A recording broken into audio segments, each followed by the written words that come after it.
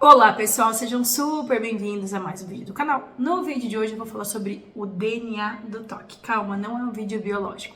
Eu estava atendendo hoje uma paciente e a gente estava fazendo juntas uma ferramenta que se chama cartão de enfrentamento. E aí eu queria pensar em alguma analogia com a vida dela. Ela estuda direito e aí eu perguntei em qual área do direito ela queria trabalhar quando ela se formasse, porque ela já está terminando a faculdade. E aí ela me disse que o interesse dela era fazer concurso para ser perita criminal. E aí eu perguntei o que faz um perito criminal. E aí ela foi me explicando que um perito criminal... Calma, talvez vocês pensem, o que tem a ver com toque? Calma, vocês sabem que sempre tem. Eu sempre linko com toque, então fiquem aqui. E aí ela estava me explicando que o perito criminal é aquele profissional concursado que é responsável por analisar, coletar, interpretar, classificar os vestígios da cena de um crime para conseguir elucidar um caso, para a gente conseguir entender o que aconteceu naquele caso. Então é isso que um perito criminal faz. Vocês já devem ter assistido alguma série, principalmente norte-americana, na qual existem aqueles policiais, normalmente, né, que entram na cena e aí começam a coletar algumas coisas, colocam naquelas bolsinhas, naquelas sacolinhas transparentes, não pode pisar em determinadas áreas, então eles isolam a área. E para que eles fazem isso? Para conseguir identificar, né, se aquele suspeito, por exemplo, é de fato um suspeito, para conseguir entender o que aconteceu naquele crime. Então, aqueles vestígios denunciam, digamos assim, o suspeito do crime. E quando a gente pensa no toque, não é mais ou menos assim que acontece? Se a gente parar para pensar muito bem, imagina que a gente tem 3 crimes diferentes. A gente tem um crime de assassinato contra uma mulher negra ou preta. A gente tem um crime de assassinato contra uma criança de 5 anos e a gente tem um assassinato contra um idoso. No primeiro momento, às vezes a gente vai falar, nossa, o que uma coisa tem a ver com a outra? Não tem nada. Quando a gente começa a tentar classificar isso, né, e agrupar por similaridade. Porque afinal de contas, eu tô falando de idades muito diferentes. Então, no primeiro momento, talvez você diga, não, mas isso não tem relação alguma. Mas, se eu contar pra você que essas 3 pessoas moram numa cidade de interior muito pequenininha e que essas 3 pessoas eram de uma religião específica, aí as coisas começam a fazer um pouquinho mais de sentido. Aí a gente pode começar a pensar, será que a pessoa que matou esses 3 foi um homicídio nesses 3 casos? Será que é uma pessoa que tem um preconceito com a religião delas? Aí a gente já começa a levantar algumas hipóteses. E aí o perito criminal vai lá na cena do crime tentar identificar para ver se, por exemplo, neste nosso caso, se nos 3 crimes, se a gente tem vestígios de coisas que mostram para nós que sim, que foi a mesma pessoa ou não, por exemplo. E aí imagine você, né, que ainda que sejam crimes diferentes, que a gente percebe, o perito criminal vai perceber ali que tem o mesmo modo de atuação, modus operandi, que eu venho falando muito para vocês. O mesmo modus operandi, então... Vamos supor que a pessoa arrancou o olho de cada uma dessas pessoas. Arrancou da mulher, arrancou da criança e arrancou do idoso. Aí a gente começa a ver essas coisas que se repetem. Quando a gente pensa no toque, o que a gente pode ver? Ainda que o toque varie de tema, ou ainda que no mesmo tema, por exemplo, um toque de relacionamento. Uma hora ele diz que eu tô apaixonada por uma pessoa, outra hora ele diz que talvez eu tô gostando de outra pessoa, outra hora ele me diz que eu não tô mais gostando do meu parceiro.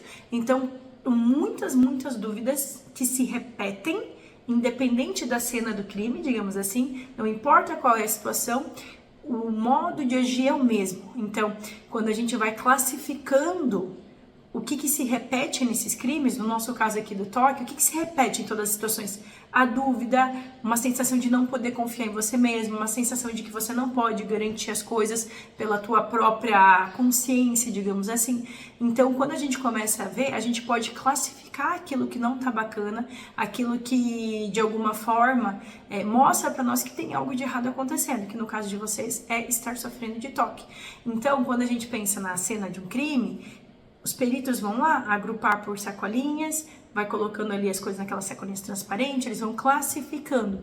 Se vocês pararem para analisar o toque de vocês como se vocês fossem peritos da mente de vocês, vocês vão perceber as repetições, por mais que as situações mudem, por mais que o tema do teu toque mude, tem coisa que se repete. O que que se repete? Se repete esse padrão dele de te colocar como uma pessoa ruim, esse padrão dele de te acusar, esse padrão dele de fazer com que você duvide o tempo todo.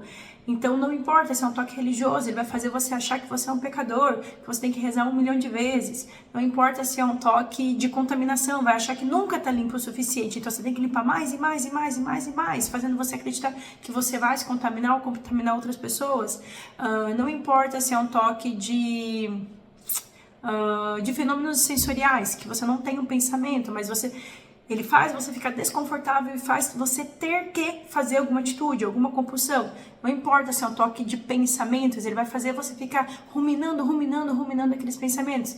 Enfim, seja lá qual for o teu tipo de toque, seja lá qual for, um toque supersticioso, no qual você pensa que não posso usar determinada cor, não posso usar determinado objeto, porque senão algo de ruim vai acontecer. Não importa o teu tipo de toque. Se você parar para prestar atenção e se você agir como esse detetive ou como um perito mesmo, você vai perceber que em todas as cenas do crime ou em todas as situações do teu toque se repete o mesmo padrão de fazer você ser o cara ruim, a mulher ruim, uma pessoa ruim, fazer você acreditar que você é um pedófilo, uma psicopata.